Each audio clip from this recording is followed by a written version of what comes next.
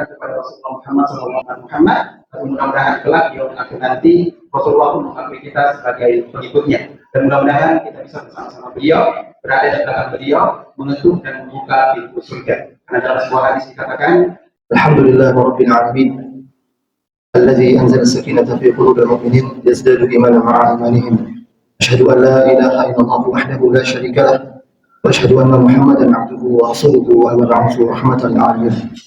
اللهم صل وسلم وبارك على سيدنا وحبيبنا مولانا محمد بن عبد الله الذي بلغ الرسالة ونصر الأمة وأدى الأمانة ورسل حسنة وعلى آله وأصحابه ومن دعا إلى الله بدعوة الإسلام ومن جاهد في سبيل الله بحق جهاده ومن تمسك بسنة رسوله ومن تبعهم بإحسان إلى يوم الدين. قال الله تعالى في كتابه الكريم: أعوذ بالله من الشيطان الرجيم، بسم الله الرحمن الرحيم. سبحان الذي أسرى بعبده ليلا من المسجد الحرام إلى المسجد الأقصى الذي باركنا حوله لنريه من آياتنا إنه هو السميع البصير. صدق الله العظيم. Masyaallah muslimin jamaah Isya rahimahumullah, alhamdulillah, bersyukur kita senantiasa dengan memuji dan memuja kehadirat Allah Subhanahu wa taala. Pada kesempatan malam hari ini, meskipun sudah masuk bulan Sya'ban, kita meluangkan waktu untuk bersama-sama menghadiri peringatan Isra Mi'raj baginda Nabi Muhammad SAW. Kemudian salawat dan salam kita haturkan pula senantiasa kepada Nabi Rasul junjungan semesta alam Nabi Muhammad SAW. Demikian pula kepada keluarga beliau, seluruh sahabat beliau dan seluruh pengikut beliau di akhir zaman. Masyaallah muslimin rahimahullah, peristiwa Isra Mi'raj disebutkan dalam berbagai kitab sirah. Misalnya dalam kitab sirah Ibnu Hisham, terjadi pada tahun ke-10 kenabian. Tahun itu disebut oleh para ulama sebagai amal huzni, tahun kesedihan. Karena pada tahun itu wafat istri beliau, Sayyidah Khadijah Ummul Mukminin. Kemudian tahun itu juga wafat paman beliau yang melindungi dakwah beliau, yakni Abu Thalib. Dan yang membuat Nabi sedih adalah karena Abu Thalib meninggal dalam keadaan musyrik, tidak mau bersyahadat. Kemudian tahun itu pula sudah kurang lebih 10 tahun Nabi berdakwah di Makkah, dan pengikut beliau yang beriman itu baru sekitar 40 orang. Sehingga beliau dan para sahabat seakan dihinggapi rasa putus asa. Allah ceritakan dalam surah Al-Baqarah, "Hasibtum an tadkhulul jannah wa lamma ya'tikum masalul ladzina khalu min qablikum massatuhumul ba'sa'u wad-dharra'u wa zulzilu hatta yaqula rasulullah walladzina amanu ma'ahu mata nasrullah ala inna nasrallahi qarib." Apakah kalian, kata Allah, mengira masuk surga itu mudah sebelum datang ujian kepada kalian sebagaimana ujian kepada orang-orang sebelum kalian? Mereka ditimpa berbagai macam penderitaan, keguncangan, sampai Rasul dan orang-orang beriman bersamanya mengatakan, bilakah datang pertolongan Allah? Ada inna nasrallahi qarib, ketahuilah sesungguhnya pertolongan Allah itu amat dekat kepada kalian. Dan di tengah rasa sedih yang dialami Nabi saat itulah Allah Subhanahu wa taala mendatangkan kepada beliau mukjizat terbesar kedua, yakni Isra Mi'raj. Beliau diperjalankan pada satu malam dari Masjidil Haram di Makkah menuju Masjid Aqsa yang ada di Palestina. Yang pada masa itu orang-orang menempuh perjalanan 2 bulan baru bisa sampai. Orang-orang Arab Quraisy itu dikenal sebagai pedagang. Mereka ada kalanya berdagang ke Yaman, ada kalanya mereka berdagang ke Palestina, Syam. Itu diceritakan di surah Al-Quraisy ya. Jadi di surah Al-Quraisy, ilafi Quraisy, ilafi rihlat asy-syita'i was-sayf. Orang Quraisy itu suka rihlah, berdagang. Ya, musim panas mereka ke Yaman, musim panas mereka ke Palestina, musim dingin mereka ke Yaman. Nah, sehingga mereka punya pengalaman kalau mereka perjalanan dari Makkah ke Palestina itu butuh waktu 2 bulan. Tapi ketika itu Rasulullah SAW diperjalankan hanya semalam. Makanya Allah memulai ayat itu dengan lafaz subhanallah, ya, subhanallah, ya, maha suci Allah. Karena itu menunjukkan, kata para ulama tafsir, menunjukkan bahwa ini peristiwa yang mengagumkan, peristiwa yang di luar nalar, di luar akal manusia. Ya, asra bi'abdihi, Allah berjalankan hambanya ini Muhammad SAW, ya, lailan pada satu malam, minal Masjidil Haram ila Masjidil Aqsa, dari Masjidil Haram di Makkah menuju Masjidil Aqsa di Palestina. Alladzi barakna haula, Allah memberkahi sekeliling daerah itu. Nuriyahu min ayatina innahu sami'un basir. Kata Allah, kami tunjukkan sebagian dari tanda-tanda kekuasaan kami, dan sesungguhnya Allah Maha mendengar lagi Maha melihat. Nah, karena itu jamaah Allah, peristiwa itu adalah, kata para ulama, adalah peristiwa yang memberikan rasa tenang, ya, rasa optimis dan keyakinan yang kuat pada diri Nabi dan para sahabat bahwasanya Allah Subhanahu wa taala pasti menolong beliau.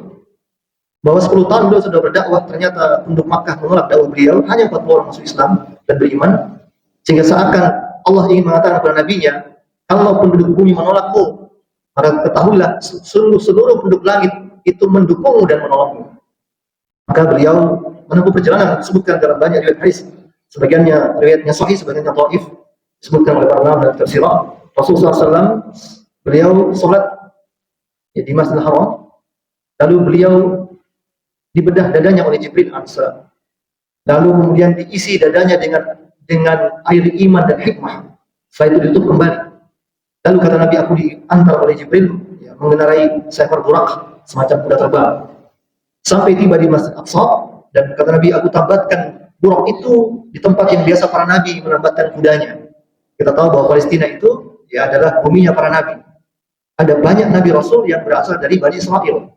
Ya, makanya di Masjid Aqsa itu zaman Rasulullah ada 3 mihrab di sana. Mihrab itu tempat imamnya. Di Masjid Aqsa itu ada 3 mihrabnya, 3 tempat imamnya. Ada mihrab untuk Nabi Musa alaihissalam, ada mihrab untuk Nabi Isa alaihissalam, dan ada mihrab untuk Nabi Muhammad SAW. Nabi Musa membawa Taurat, yang kemudian pengikutnya disebut sebagai kaum Yahudi. Nabi Isa membawa Injil, yang kita sebut sebagai kaum Nasara, dan Nabi Muhammad SAW membawa Islam, yang kita semua disebut sebagai orang-orang Muslim. Kemudian disebutkan setiba di Masjid Aqsa, beliau ditawari dua gelas atau semacam minuman lah oleh Jibril alaihissalam. Satu berisi khamar, satu berisi susu. Dua-duanya berwarna putih. Dan beliau memilih untuk meminum susu, tidak minum khamar. Setelah itu disebutkan pula dalam riwayat yang lain, beliau memimpin sholat berjamaah bersama para nabi dan rasul. Berapa jumlah nabi rasul? Jumlahnya 124.000 orang. Disebutkan dalam kitab Musnad Imam Ahmad. Satu hadis yang sahih diriwayatkan oleh Imam Ahmad, Rasul menceritakan bahwa jumlah nabi sebanyak 124.000 orang, bukan 25 Pak. 25 nabi itu yang disebutkan namanya di Al-Quran. Tapi yang tidak disebutkan namanya banyak sekali. Jumlahnya 124.000 orang. Dari 124.000 orang jumlah nabi itu, Allah memilih 313 diantaranya adalah Rasul. Jadi beda nabi sama Rasul. Bedanya di mana? Disebutkan dalam kitab Saksi Islam Jilid 1 oleh Imam An-Nabhani. Kalau nabi itu, kalau Rasul itu, dia adalah utusan Allah yang membawa syariat atau hukum yang baru. Sementara Nabi tidak membawa syariat atau hukum yang baru, melainkan meneruskan syariat atau hukum Nabi sebelumnya, Rasul sebelumnya. Contoh misalnya Nabi Musa itu Rasul, tapi Nabi Harun saudaranya itu hanya Nabi bukan Rasul. Nabi Ibrahim itu Rasul, tapi putra-putranya Nabi Ismail Ishak itu bukan Rasul, hanya seorang Nabi. Nah, waktu itu Rasul memimpin 124.000 jumlah Nabi, memimpin sholat berjamaah. Setelah itu beliau mi'raj ke langit. Iya, beliau mi'raj ke langit, dan peristiwa mi'raj Nabi ke langit ini juga semakin di luar akal. Ya. Isra-nya saja pada zaman itu nggak masuk akal. Kalau sekarang mungkin sudah masuk akal ya. Kita dari Palestina, dari Makkah ke Palestina semalam itu bisa, sudah ada pesawat. Bahkan kita dari Indonesia ke Jeddah atau ke Riyadh itu sudah ada pesawat. Bisa ditempuh dalam perjalanan, mungkin kalau kita dari Makassar 13 jam, bisa semalam. Ya, tapi Nabi SAW mi'raj dari Masjid Aqsa dibawa oleh Jibril sampai ke Sidratul Muntaha, itu yang sampai sekarang, bahkan mungkin sampai hari kiamat, itu tidak masuk akal. Ya, mengapa tidak masuk akal? Jamaah Rasulullah. Kalian tahu berapa jaraknya dari bumi ke langit pertama? Para ilmuwan barat mengatakan jarak dari bumi ke langit pertama itu perjalanan, jaraknya itu 500 tahun perjalanan cahaya. 500 tahun perjalanan cahaya. Ini cahaya loh, bukan pesawat, perjalanan cahaya. Itu dari bumi ke langit pertama. Jadi coba bayangkan 7 lapis langit. Tapi lewat semuanya. Berarti apa? 7 kali 500 tahun. 3.500 tahun perjalanan cahaya dibutuhkan. Tapi Nabi nggak butuh waktu selama itu. Hanya dalam semalam itu Nabi bisa bolak-balik. Naik ke langit sampai ke 7 dan turun kembali ke Masjid Aqsa. Nah, dalam perjalanan itu, setiap langit, Nabi diantar Jibril dan Nabi berjumpa dengan para Nabi. Di langit yang pertama, beliau berjumpa dengan Nabi Adam AS. Langit yang kedua, Nabi berjumpa dengan Nabi Isa dan Nabi Yahya AS. Langit yang ketiga, Nabi berjumpa dengan Nabi Yusuf AS. Langit yang keempat, Nabi berjumpa dengan Nabi Idris AS. Langit yang kelima, Nabi berjumpa dengan Nabi Harun AS. Ayat yang ke-6 beliau berjumpa dengan Nabi Musa AS. Sampai di ayat yang ke-7 beliau mendapati Nabi Ibrahim sedang duduk sandar di Baitul Ma'mur. Ada tempat namanya Baitul Ma'mur. Nabi Ibrahim duduk sandar di situ. Kemudian beliau naik terus sampai ke Sidratul Muntaha. Nah, sebagian riwayat menyebutkan setiba Nabi Sidratul Muntaha, Nabi langsung duduk iftirash seperti duduk tasyahud tahiyat awal. Lalu Nabi membaca doa, at-tahiyatul mubarakatus salatu thayyibatu lillah. Segala penghormatan, segala keberkahan, segala keselamatan, segala selawat yang milik Allah. Kemudian Allah membalas, Assalamualaikum ayyuhan nabi wa rahmatullahi wa barakatuh.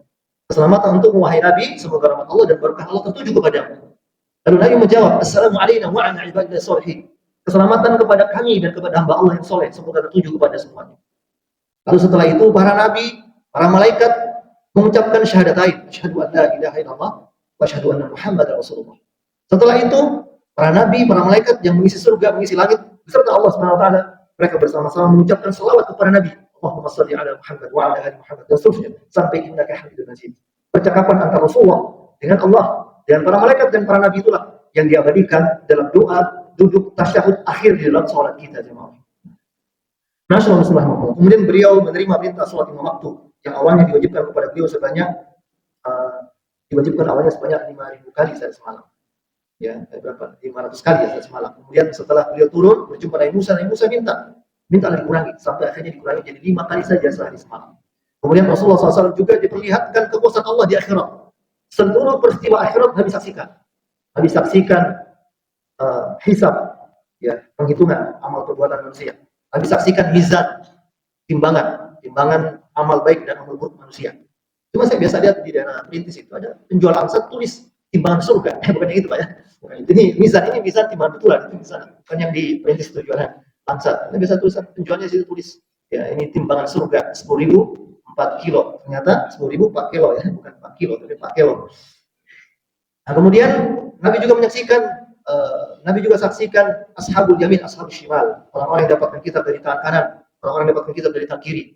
Nabi juga saksikan keadaan orang-orang mukmin, orang-orang kafir. Ada yang minum al-kausar, telaga mata air Nabi. Ada yang dapat syafaat. Termasuk Nabi saksikan sirat, jembatan.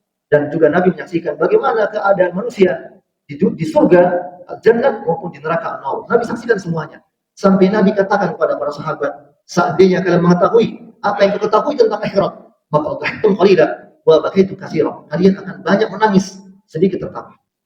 Nah, jemaah rahmatullah, kemudian setelah itu Nabi turun kembali ke Masjidil Aqsa dibawa oleh Jibril, lalu kemudian kembali lagi ke Makkah mengendari buruk yang sama, dan keesokan harinya Nabi SAW merasa khawatir, dan sampai saya menceritakan ini orang-orang Quraisy, orang-orang Arab menolak penjelasan saya. Ternyata betul, sebutkan dalam berbagai kitab sirah. Pada saat itu setidaknya ya, orang-orang Quraisy terbelah 4 golongan. Sebagian ada yang mengingkari dan menolak, sebagian lagi ada yang heran dan bingung, kok bisa seperti itu. Tapi ada juga yang sudah beriman tapi murtad gara-gara peristiwa itu. Ya, dia nggak percaya, ini ngasal ini bohong. Dan sebagian lagi seperti Abu Bakar As-Siddiq itu bertambah imannya, sehingga Abu Bakar mengatakan, jangankan Isra Mi'raj, Al-Quran saja itu kabar dari langit, Nabi terima, aku benarkan. Apalagi sekedar Isra Mi'raj, yang itu lebih ringan dibanding turunnya Al-Quran atau turunnya wahyu dari langit. Nah, jamaah rahimahullah, dan pada saat itu orang-orang Arab, orang-orang Quraisy itu mencoba mengetes Nabi.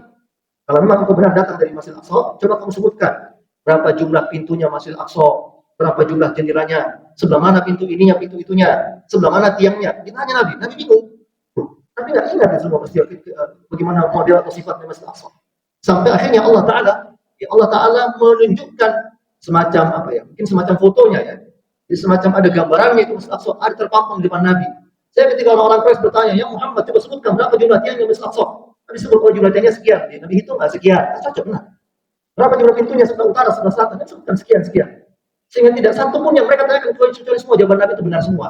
Maka orang Arab terheran-heran, jangan-jangan penyebab semalam di sana ini Masjidil Aqsa. Ya, bingung mereka. Nah, jadi jamaah rahmatullah, karena itu dari peristiwa tersebut, ya beberapa pelajaran yang bisa kita petik, ya. Yang pertama, tentu yang paling penting adalah pelajaran berkaitan dengan iman, berkaitan dengan akidah kita. Apa itu? Bahwa meskipun ya peristiwa Isra Mi'raj itu tidak masuk akal secara nalar, tadi saya sebutkan para ilmuwan mengatakan jarak perjalanan dari bumi ke langit pertama itu 500 tahun perjalanan cahaya. Jadi kalau 7 lapis berarti 3.500 tahun perjalanan cahaya. Tapi ada pula sebagian mengatakan bahwa jumlahnya itu bisa lebih dari itu, nggak bisa terhitung saking jauhnya. Mungkin jamaah Allah kalau kita penonton TV berita, ya, bagaimana dulu pesawat luar angkasa Amerika Serikat NASA itu sampai di bulan, ya. Tapi tidak ada satupun pengakuan dari mereka yang mengatakan mereka bisa sampai di langit yang pertama. Maksimal hanya sampai di bulan. Itu pun klaim dari ya yang disebut Neil Armstrong, itu Aldrin, ya. Itu klaim dari mereka. Tidak tahu apakah itu benar apa tidak. Karena kita tahu ya mereka kan punya Hollywood, ya, tempat syuting. Jangan-jangan mereka cuma syuting itu pura-pura maunya seakan-akan sudah di bulan. Ya, kalau orang Makassar sayanya sudah lama sudah nyampe di bulan. Ada lagu orang Makassar itu Batu Ratih di bulan, ada kayak gitu. Cuma itu lagu sih, lagunya orang dulu. Batu Ratih di bulan. Jadi jamaah Allah, astronot Amerika Serikat, ya, pesawat luar angkasanya sampai di bulan, tapi mereka nggak bisa sampai di langit. Padahal baru langit pertama loh. Rasul ini bukan langit pertama. melewati langit sampai langit ketujuh, bahkan sampai Sidratul Muntaha. Hanya ulama berbeda pendapat, apakah Rasul itu jasad dan ruhnya atau ruhnya saja. Ya, jumhur ulama berpendapat jasad dan ruhnya dua-duanya, bukan sekedar ruhnya tapi jasad dan ruhnya. Ya. Kemudian begitu juga ulama berbeda pendapat, apakah Rasul melihat langsung Allah atau hanya bercakap dengan Allah. Aisyah menyebutkan dalam satu riwayat hadis, kata Aisyah, dusta orang yang mengatakan Nabi melihat langsung Allah Ta'ala. Artinya Nabi itu kalau menurut Aisyah, Nabi tidak melihat langsung Allah, Nabi hanya bercakap dengan Allah Ta'ala. Nah, bagi orang mukmin peristiwa itu kita benarkan, meskipun secara akal tidak masuk akal. Mengapa kita benarkan? Karena yang beritakan adalah Allah Subhanahu Wa Taala. Karena yang beritakan adalah Nabi Muhammad SAW. Karena yang beritakan adalah Al-Quranul Karim. Sementara ketiganya, Al-Quran, Nabi Muhammad SAW dan Allah Subhanahu Wa Taala itu telah terbukti secara akal kita. Apa buktinya? Quran mengatakan, wa in kuntum fi raibin mimma nazzalna ala 'abdina fa'tu bi suratin mithlih wa da'u syuhada'akum min dunillahi in kuntum shadiqin. Fa in lam taf'alu wa lan taf'alu fattaqun nar allati waquduha an-nas wal hijarah 'adan lil kafirin. Dan kalau kalian masih ragu-ragu terhadap kitab Quran yang kami turunkan pada hamba kami Nabi Muhammad SAW, maka cobalah kalian datangkan, kalian bikin satu surah saja yang semisal Al-Quran dan ajak semua teman kalian, penolong kalian untuk membuat yang semisal Al-Quran. Kalau kalian adalah orang yang benar. Dan fa in lam taf'alu wa lan taf'alu, kalau kalian tidak mampu, maka selamanya kalian tidak akan pernah mampu. Fattaqun nar allati waquduha an-nas wal hijarah 'adan lil kafirin. Takutlah kalian kepada neraka yang bahan bakarnya dari manusia dan bebatuan. Dan terbukti tidak ada orang Arab yang mampu menjawab tantangan Quran sampai sekarang. Sehingga terbuktilah Al-Quran bukan karangan orang Arab. Al-Quran juga bukan karangan Nabi Muhammad SAW. Karena Rasul adalah bagian dari orang Arab. Seluruh orang Arab tidak mampu, apalagi beliau seorang diri. Kemudian di samping bahwa memang ada perbedaan antara balaghah atau gaya bahasa sastranya antara Al-Quran dengan hadis-hadis Nabi. Itu sastranya, balaghahnya berbeda. Kemudian terbuktilah Al-Quran bukan karangan orang Arab, bukan karangan Rasulullah SAW, bukan karangan manusia. Ini sekaligus menjadi bukti bahwa Al-Quran betul-betul datang dari pencipta manusia. Al-Quran yang beritakan kepada kita, ya, pencipta manusia itu adalah Allah Subhanahu Wa Taala. Kita pun yakin bahwa ada pencipta, ada Al-Khaliq. Sebagaimana kita lihat langit tidak ada tiangnya, kita lihat matahari terbit tenggelam, kita lihat hujan turun yang proses yang sangat rapi. Hujan itu prosesnya ya dari air got di rumah kita. Air got itu lari ke kanal, air kanal itu lari ke sungai, air sungai itu lari ke laut. Kemudian berkumpullah awan tebal yang terjadi proses penguapan. Ya, kemudian air laut itu dihisap, kemudian turun menjadi air hujan.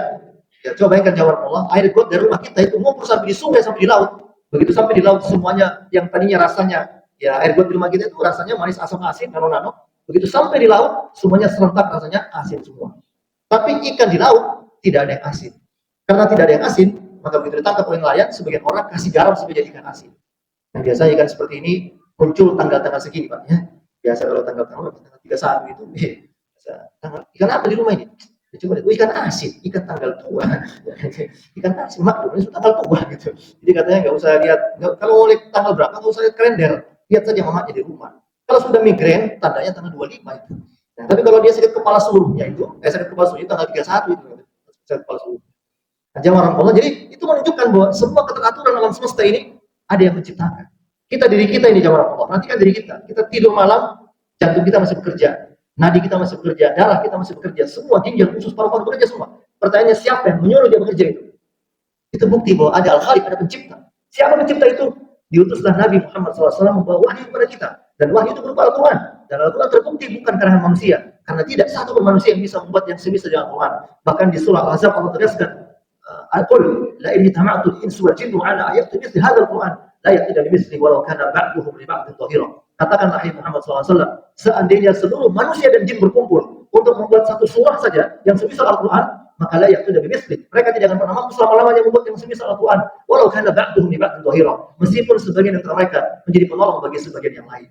Ini membuktikan bahwa Al-Quran adalah kitab yang benar. Al-Quran pula menjelaskan kepada kita pencipta itu adalah Allah Subhanahu wa taala. Qul huwallahu ahad. Katakan Allah itu tunggal, Allah itu esa, Allahu samad. Allah tempat bergantung segala sesuatu. Lam yalid wa lam yulad. Allah tidak beranak dan tidak diperanakan. Wa lam yakul lahu ahad. Dan tidak satu pun yang menyamai Allah Subhanahu wa taala. Terbukti pula Nabi Muhammad SAW itu adalah utusan Rasul dari Allah Subhanahu wa taala. Karena tidak mungkin wahyu Allah dibawa kecuali pasti oleh seorang Nabi Rasul utusan Allah Subhanahu wa taala. Maka jamaah Allah, peristiwa Isra Mi'raj ini mengokohkan iman kita. Ya, segala sesuatu meskipun tidak masuk akal kita benarkan. Kenapa? Karena dikhabarkan oleh Allah, dikhabarkan, diberitakan oleh Al-Quran, diberitakan oleh Nabi Muhammad SAW, yang tiga perkara ini sudah terbukti kebenarannya secara akal. Makanya lihat jamaah Allah, sudah sekitar 10 tahun terakhir ini di Eropa itu banyak orang bule masuk Islam. Ya, di Eropa khususnya ya. Di Amerika juga sebagian, tapi di Eropa yang paling banyak. Bahkan ada satu kota di Inggris itu, ya satu daerah di situ katanya sampai gerejanya tutup. Nah, hampir semua warganya itu masuk Islam. Mengapa mereka bisa masuk Islam? Karena mereka baca Quran, mereka pelajari Quran, dan mereka temukan Quran betul-betul bukan karangan manusia. Karena Quran menceritakan sesuatu yang kadang-kadang luar nalar manusia. Tapi Quran juga menceritakan sesuatu yang kadang-kadang itu ditemukan oleh manusia sekarang. Contoh misalnya ketika Quran menceritakan tentang penciptaan manusia. Ya, Quran menceritakan manusia diciptakan dari nutfah, ya dari saripat, dari apa? Dari sekantung air mani yang hina. Nutfah menjadi mudghah, menjadi anak. Ya, padahal pada masa itu belum ada kedokteran, belum ada ilmu kedokteran. Tapi Quran sudah menceritakan bagaimana proses manusia, nutfah menjadi anak, menjadi mudghah. Ya, kalau bahasa kedokteran itu sperma dan ovum menjadi embrio, menjadi janin, lalu menjadi bayi. Quran sudah menceritakan itu 14 abad yang lalu. Ketika tidak ada kedokteran saat itu yang menyebabkan orang-orang Barat banyak yang masuk Islam. Karena itu jamaah Allah, meskipun Islam tidak bisa dinalar dengan akal, tapi karena yang beritakan adalah Quran, yang beritakan adalah Nabi Muhammad SAW, yang beritakan adalah Allah Subhanahu Wa Taala yang menyampaikan pada kita, maka kita benarkan, kita yakini kebenarannya 100%, kita katakan itu sebuah kepastian terjadinya peristiwa itu. Maka jamaah Allah, kepada seluruh ya ajaran Islam, kepada seluruh perkara-perkara iman dalam Islam, seluruhnya pun wajib kita punya sikap seperti itu. Tidak boleh ada satupun ya ajaran Islam yang kita tidak benarkan. Seluruh penjelasan Quran Sunnah, seluruh ajaran Islam wajib kita benarkan, wajib kita terima, wajib kita yakini, meskipun mungkin kita secara pribadi kurang suka. Contoh, saya kasih contoh. Quran di surah An-Nisa ayat 11 membagi warisan.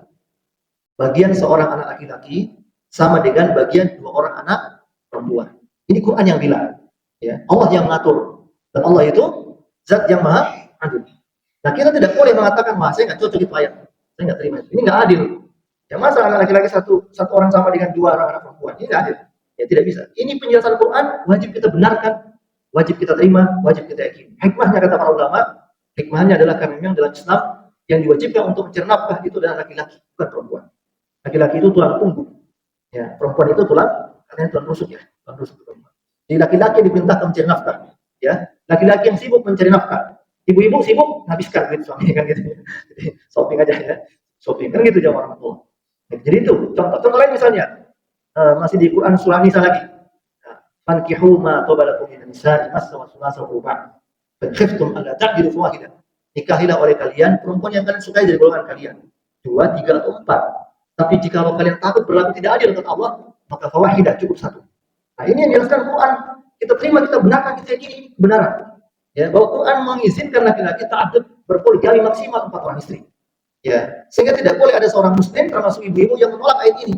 Lalu mengatakan saya nggak terima ya ajaran seperti itu. Ya, pokoknya istri kedua itu pelakor gitu. Istri ketiga apalagi gitu. Pelakor itu. Gitu. Nggak boleh. Jadi jamaah Allah bahwa ada wanita ibu-ibu yang nggak mau dimadu itu soal lain. Ya, itu hal yang biasa ya. Memang perempuan itu punya rasa cemburu yang tinggi. Jangankan ibu-ibu, istri Nabi saja. Ya, Aisyah, istri Nabi itu Aisyah yang paling suka cemburu. Dan Aisyah itu kalau Nabi ceritakan tentang kebaikan-kebaikan Khadijah, Aisyah pasti cemburu, sakit hati. Sampai Aisyah datang kepada Fatimah. Fatimah ini putrinya Khadijah. Kenapa? Saya lebih mulia daripada ibu Khadijah. Kenapa? Karena ibu menikahi Nabi dalam keadaan janda. Saya menikahi Nabi dalam keadaan awal. Maka saya lebih mulia. Fatimah sedih. Kata kepada Nabi Rasulullah.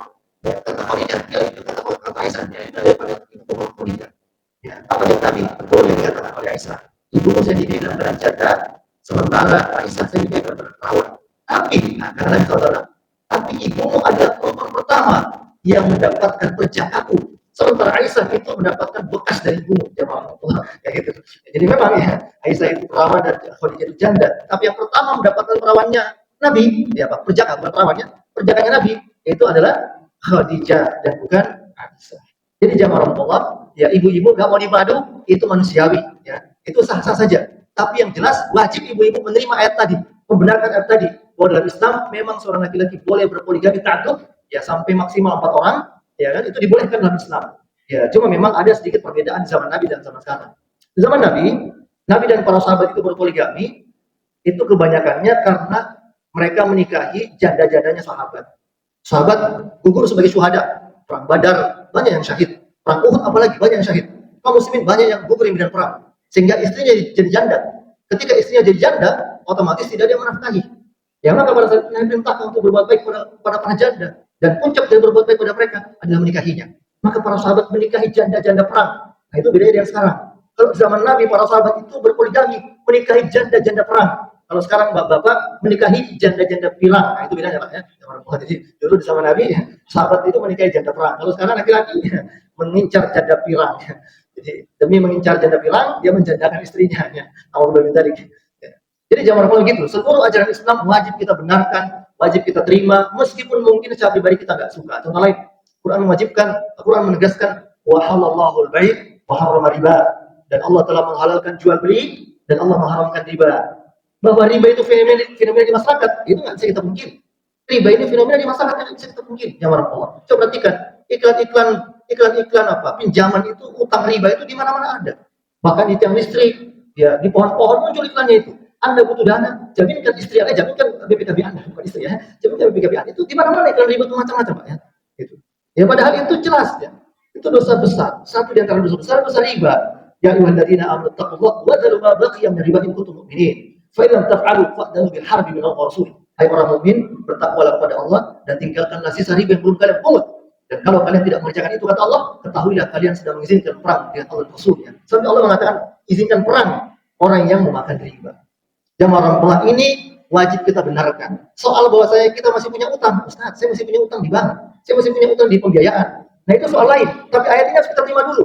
Ya ayat ini harus kita benarkan. Yang soal utang kita di bank, kita tobat pada Allah. Cepat-cepat lunasi supaya kita terbebas dari utang riba. Ya, ada itu ulama mengajarkan amalan-amalan pembuka pintu rezeki. Ya, perbanyak baca sholawat Nabi, apalagi hari Jumat.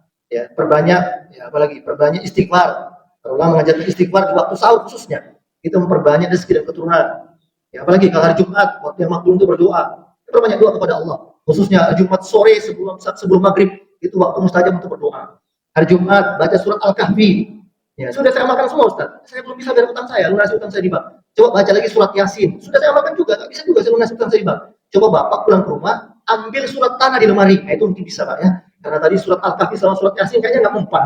Coba kalau surat tanah ini kayaknya mempan yang surat tanahnya. Ya, maksudnya tanahnya dijual, insya Allah itu bisa lunas utang.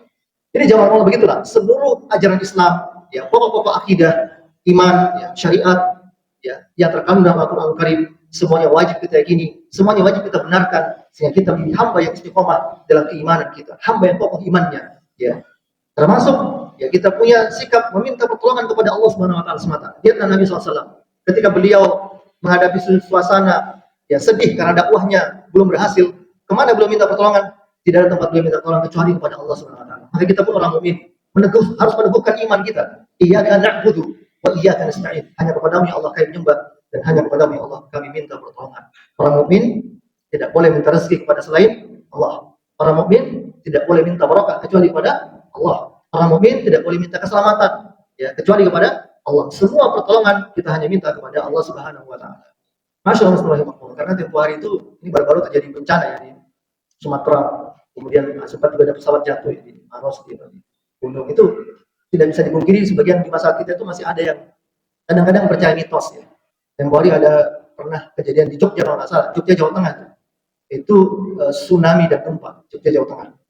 Sampai waktu itu Permadi itu ya paranormal juga sih Permadi. Ya, waktu itu kebetulan DPR sedang membuat rancangan undang-undang anti pornografi. Permadi mengatakan kenapa terjadi gempa bumi dan tsunami di Jawa Tengah Jogja? Itu karena Ratu Pantai Selatan. Nah, mitos mereka mengatakan ada Ratu Pantai Selatan Pantai Selatan Jawa. Ratu Pantai Selatan itu marah. Ya, kan dalam sejarahnya itu Ratu Pantai Selatan Nyi Ro Kidul itu cuma pakai baju adatnya orang Jawa, baju kemben. Ya, kemben namanya. Ya, cuma sampai sedada. Dia katakan kenapa dia marah? Karena dia nggak setuju dengan rancangan undang-undang anti pornografi dan porno aksi. Jadi gara-gara nggak setuju itu terjadilah gempa bumi dan tsunami Jawa Tengah. Jadi orang mukmin nggak boleh percaya hal seperti itu ya. Datang bencana musibah minta tolong pada Allah. Jangan minta tolong pada pohon, minta tolong ke batu, ya dibawakan kepala sapi, dibawakan ya minta tolongnya kepada Allah. Rasul mencontohkan beliau minta tolong kepada Allah. Ketika seluruh masalahnya, ketika beban hidupnya begitu berat, beban dakwah begitu berat, tempat beliau minta tolong kepada Allah. Kita ini orang umum seperti itu. Kita nggak bisa pungkiri sekarang ini orang sebut 2025 ini zaman susah, ya pekerjaan sulit, pengangguran di mana-mana, usaha juga UMKM juga banyak yang gulung tikar, ya banyak pedagang, banyak pengusaha yang bangkrut. Usahanya sampai gulung tikar. Pas ditanya, memang Bapak usaha apa? Dia bilang, saya jualan tikar Pak, di pasar Pantasan gulung tikar usahanya, udah jualan tikar. Jadi tiap hari gulung tikar gitu. Jadi zaman Rasulullah ini tahun 2005 zaman yang ya katanya tahun ini tahun dalam ini sangat sulit sekali. Beban hidup sangat berat. Ya, mungkin banyak orang yang sampai depresi, stres. Kita lihat berita banyak orang yang sampai bunuh diri, ya. Anaknya dibunuh, istrinya dibunuh, lalu dia bunuh diri, dia sisakan 2 orang anaknya di Depok, kalau salah itu. Ya, ini orang yang sering rajin masjid, ternyata bapak itu. Tapi dia nggak tahan karena dia terlilit pinjam online. Akhirnya dia bunuh diri bersama istri anaknya, disisakan hanya 1 orang. Dia siapkan juga ongkos untuk urus kematiannya. Dan dia tulis kertas, ya kamu belajar baik-baik, kamu dirawat sama pamanmu, sama tantemu. Ini fenomena dari dunia ini banyak yang seperti itu.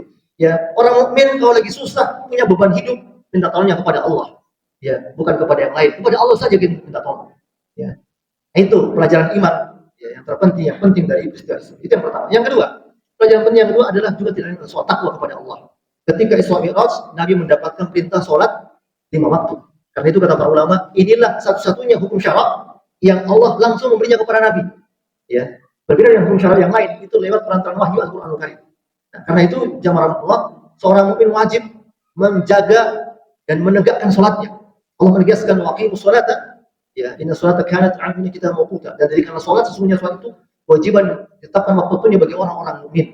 Ya, masyaallah rahimahullah. Bahkan Nabi menyebutkan dalam beberapa hadis yang sahih, man taraka shalah faqad kafar. Siapa yang meninggalkan sholat, kata Nabi, sungguh dia telah kafir. Ya, para ulama mengatakan kafirlah orang yang meninggalkan sholat karena dia mengingkari kewajiban sholat. Tapi kalau dia meninggalkan sholat karena malas, itu nggak sampai kafir, hanya dikategorikan sebagai zalim atau fasik. Itu karena itu seorang mukmin wajib menjaga menara sholatnya. Bahkan ya, Nabi menyebutkan berbagai fadilah keutamaan sholat. Nabi perumpamakan orang yang sholat 5 waktu sehari semalam itu seperti orang yang mandi 5 kali sehari semalam. Sehingga tentu kata Nabi pasti dia akan bersih dari dosa-dosanya. Ya, dosa yang kita kerjakan antara zuhur dan asar, dikerjakan waktu asar sholat asar, dosa kita diampuni oleh Allah SWT. Dosa antara asar dan maghrib, kita kerjakan sholat maghrib, dosa yang diampuni di waktu maghrib. Dengan catatan kata para ulama, ini dosa-dosa kecil, bukan dosa-dosa besar. Kalau dosa besar hanya bisa diampuni dengan taubat dan nasuh. Termasuk Rasul menjanjikan nanti di akhirat itu, yang disebut dalam riwayat Muslim, ya, ada orang-orang yang di dalam neraka sudah terbakar seluruh tubuhnya, tapi ada 7 anggota tubuh yang dipakai sulit dalam sholat tidak terbakar neraka. Mana 7 itu? 2 telapak tangan, 2 lutut, 2 ujung kaki, dahi dan hidung tidak terbakar neraka. Lalu Allah mintakan, wahai mereka, keluarkan orang-orang seperti ini. Jadi orang-orang yang ada iman dalam hatinya, meskipun seberat biji zarrah dan imannya bebas dari syirik, kemudian terjaga sholat 5 waktunya. Keluarkan mereka dari neraka, cuci dalam sungai-sungai surga, dan masuk juga menyusul penduduk surga lainnya. Sempat masuk neraka karena timbangan dosanya lebih berat daripada timbangan pahalanya.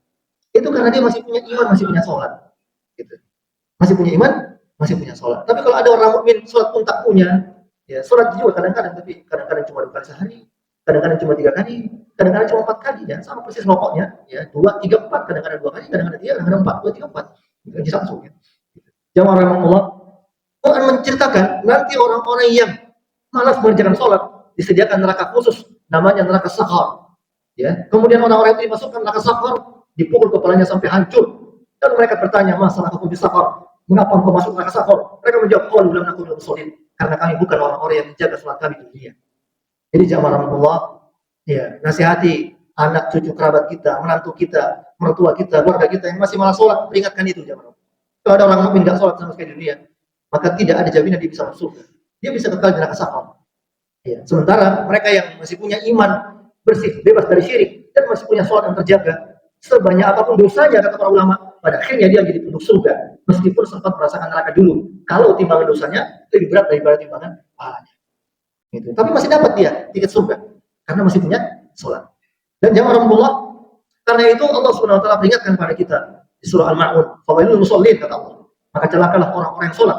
Siapa orang sholat yang celaka? Ya, karena ada juga orang malas sholat itu, dia bilang, Ustaz, katanya orang sholat belum tentu masuk surga. Kenapa kau malas sholat? Ya, katanya orang sholat kan belum tentu masuk surga. Jadi saya malas sholat. Iya betul. Orang yang nggak sholat itu sudah tentu, orang yang sholat itu belum tentu masuk surga. Itu betul. Tapi orang yang tidak sholat sudah tentu masuk neraka. Nah, jadi mana kamu ya? Belum tentu masuk surga, sudah tentu masuk neraka. Jadi mana terserah. Gitu. Jadi Allah peringatkan itu. Celaka orang sholat.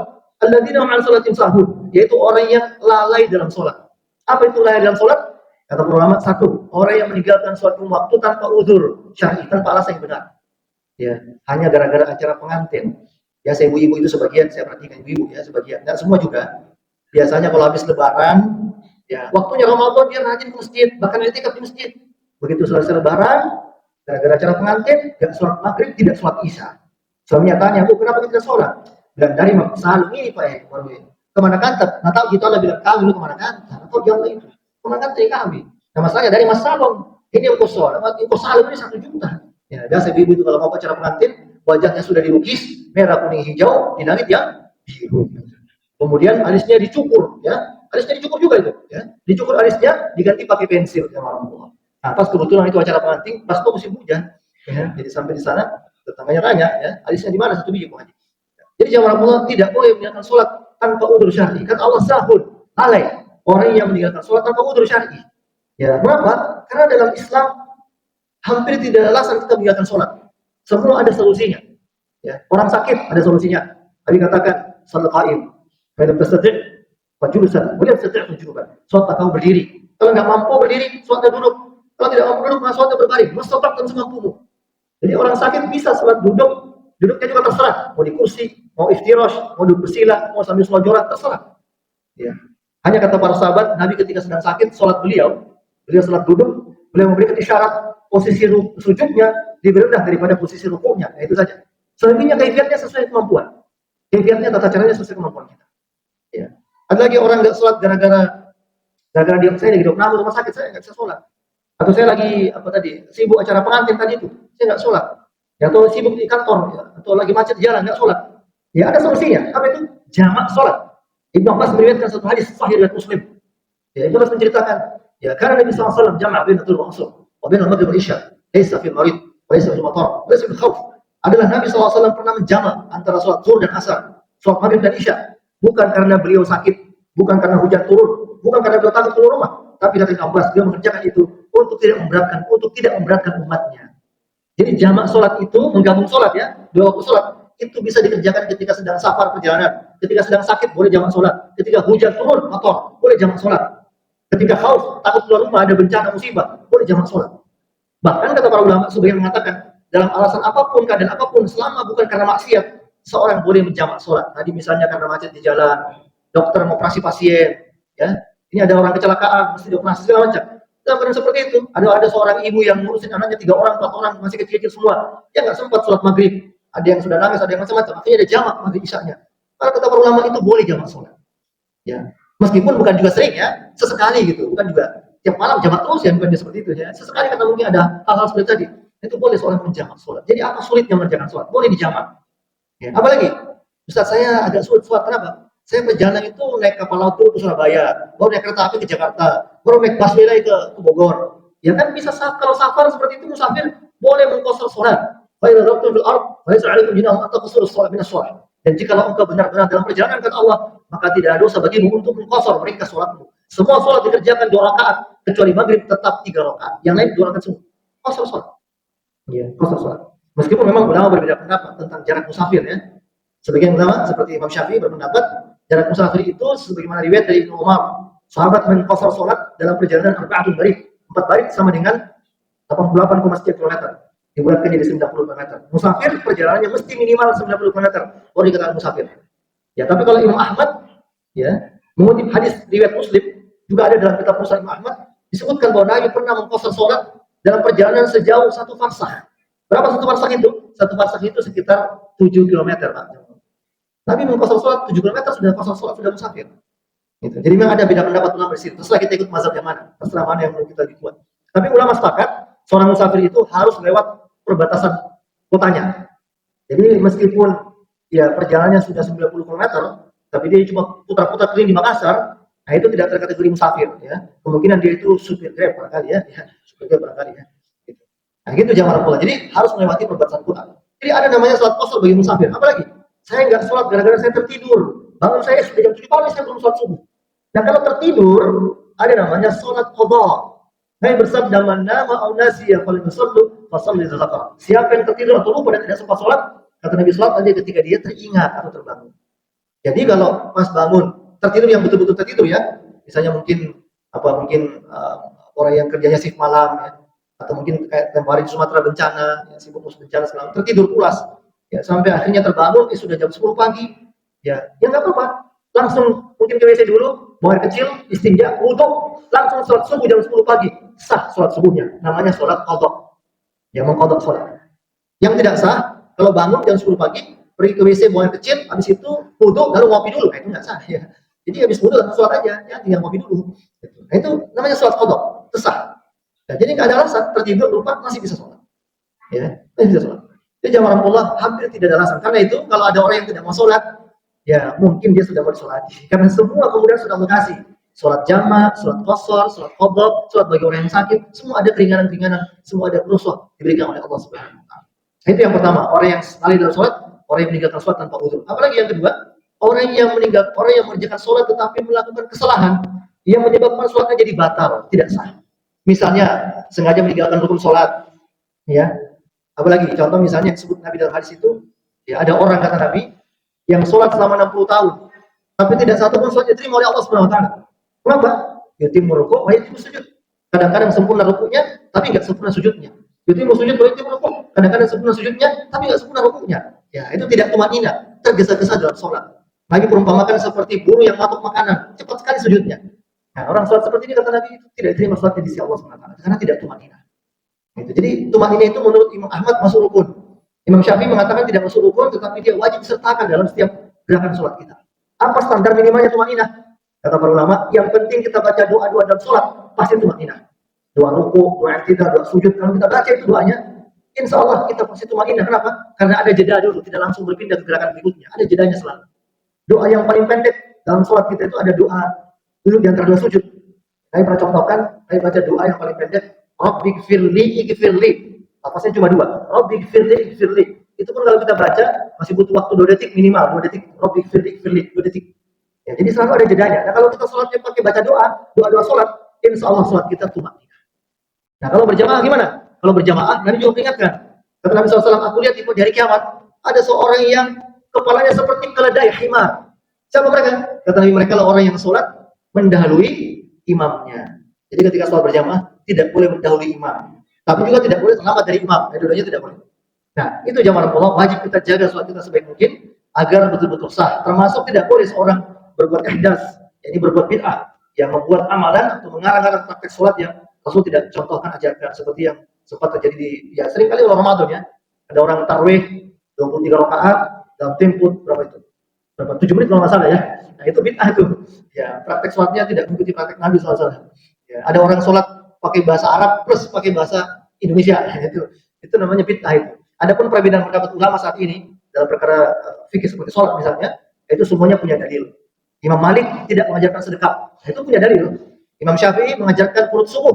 Ulama lain tidak mengajarkan qunut subuh, masing-masing punya dalil. Nah, itu tidak masuk kategori bid'ah karena masing-masing punya dalil. Tugas kita adalah ihtiram, saling menghormati, tasamuh, menghargai perbedaan pendapat di antara muslimin. Masyaallah muslimah itu terkategori orang yang lalai dalam salat. Kemudian yang ketiga, berikutnya kata Allah, alladzina hum yura'un, orang yang riak dalam salatnya, itu juga masuk kategori orang yang lalai, orang yang salatnya celaka, orang yang riak dalam salat hanya karena mau dilihat orang.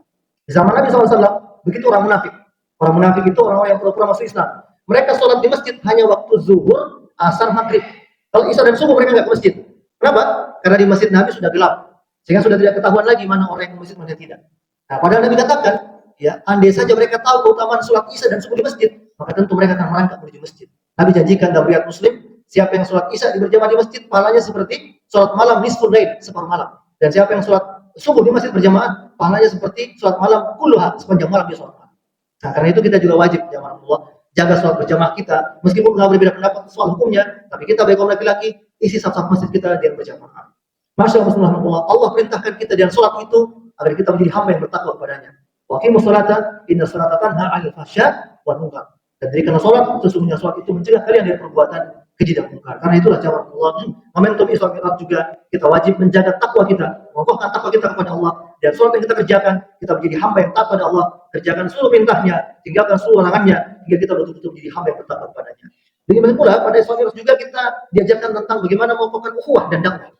Ya, contoh jamaah Allah, Nabi SAW itu ketika Isra Mi'raj dari Masjidil Haram ke Masjid Aqsa, kata Profesor Moskol Aji, itu menggambarkan bahwasanya kekuasaan Islam itu akan meliputi berbagai daerah dan wilayah.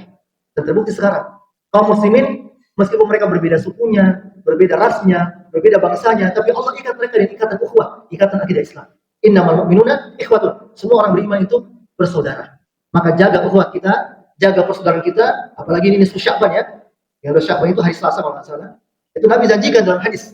Ya, ada perbedaan pendapat ulama soal status hadisnya. Tapi Nabi janjikan, yattaqullaha ya ala azza wa jalla ya ila khulqih fi lailan min nisfi Sya'ban wa yaghfiruhu illa musyrik aw musahhir.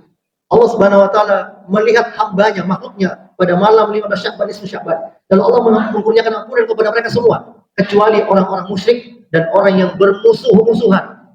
Nah, karena itu kita tidak boleh punya musuh. Wajib kita jaga ukhuwah kita, ya. Wajib kita jaga persaudaraan kita. Termasuk ukhuwah kita dengan saudara kita yang sekarang sedang ditimpa bencana di Sumatera, termasuk di Palestina. Masjid Aqsa itu adalah bumi Israel. Sampai sekarang Palestina masih dijajah oleh Zionis Yahudi.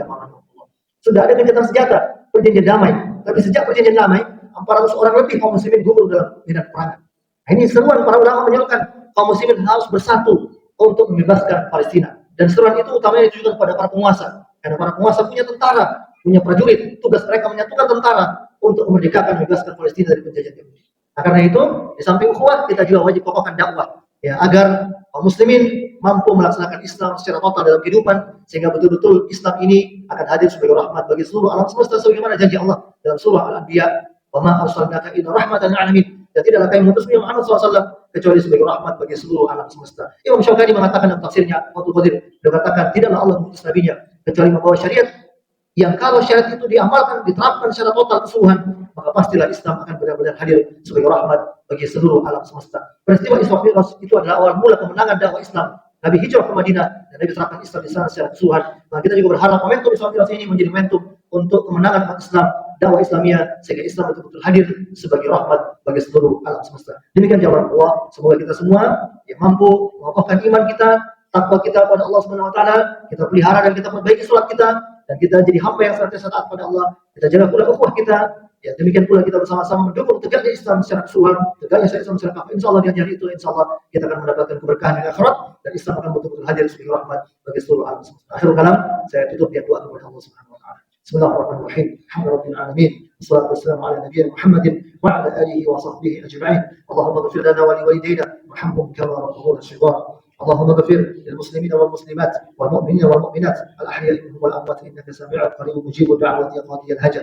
اللهم بارك لنا في رجب وشعبان وبلغنا رمضان.